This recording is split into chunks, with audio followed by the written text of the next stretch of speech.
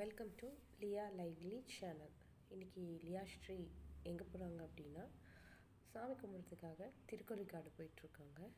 உங்களுக்கு லியா யாருன்னு பார்க்கணுன்னு ஆசைப்பட்றீங்களா? இவங்க தான் லியா ஸ்ரீ. இவங்களோட ஆசையினால தான் இந்த யூடியூப் சேனல் ஆரம்பிச்சிருக்கோம். ஸோ ஆல்வேஸ் நாட்டி கேர்ள், ரொம்பவே நாட்டி பண்ணிகிட்ருப்பாங்க.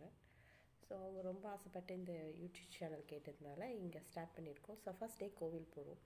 ஸோ எந்த கோவில் போகணுன்னா திருக்கொள்ளிக்காடு. இந்த திருக்கொள்ளிக்காடு எப்படி போகணும் அப்படின்னா, நாங்கள் தஞ்சாவூர்லேருந்து போயிட்டுருக்கோம். ஸோ தஞ்சாவூர்லேருந்து மன்னார்குடி போயிட்டு மன்னார்குடியிலேருந்து திருக்கொள்ளிக்காடு போகிறோம். ஸோ போகிற வழியில் சும்மா இருப்பாங்களா லியாஸ்ரீ? வீட்டில் சாப்பிட சொன்னால் சாப்பிட மாட்டாங்க. ஸோ ஸ்நாக்ஸ் அதெல்லாம் சாப்பிட்றதுக்காக இறங்கியிருக்காங்க. கோவா வாங்குகிறாங்க. ஸோ வந்துக்கிட்டு இருக்காங்க க்ளோஸ்லியாக. என்ன சொல்ல போகிறாங்கன்னு தெரியல. ஹாய் சொல்லிகிட்டே வராங்க.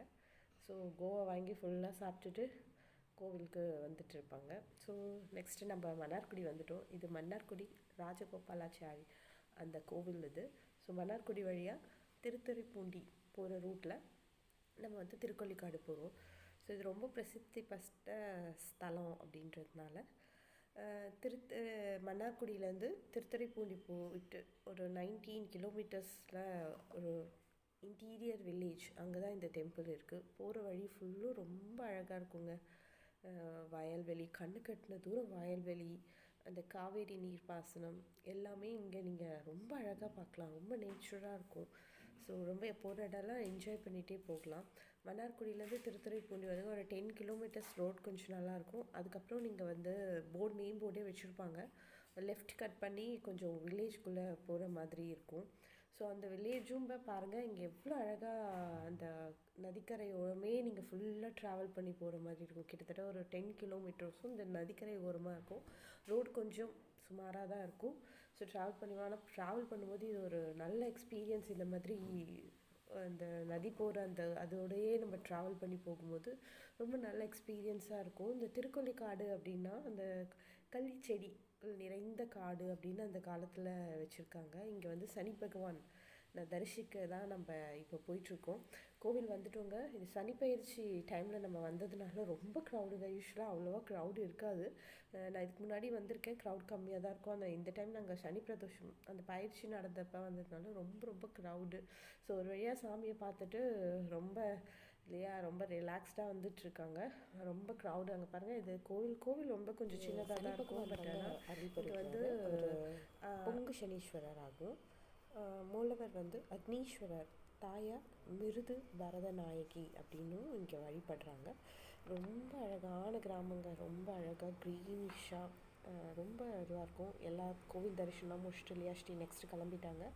நெக்ஸ்ட்டு வந்தது அப்படின்னா ராமநாத சுவாமி டெம்பிள் அப்படின்னு சொல்லிட்டு வடுவூர், மன்னார்குடிக்கும் தஞ்சாவூருக்கும் ட்ராவல் பண்ணுற மிடில் வடுவூர் அக்ரஹாரம் அப்படின்ற இடத்துல தான் இந்த கோவில் இருக்குது. இன்றைக்கி வந்து சொர்க்கவாசல் திறக்கிறதுனால அதனால் இந்த கோவிலையும் தரிசனம் பண்ணிட்டு போகலான்னு வந்திருக்கோம்.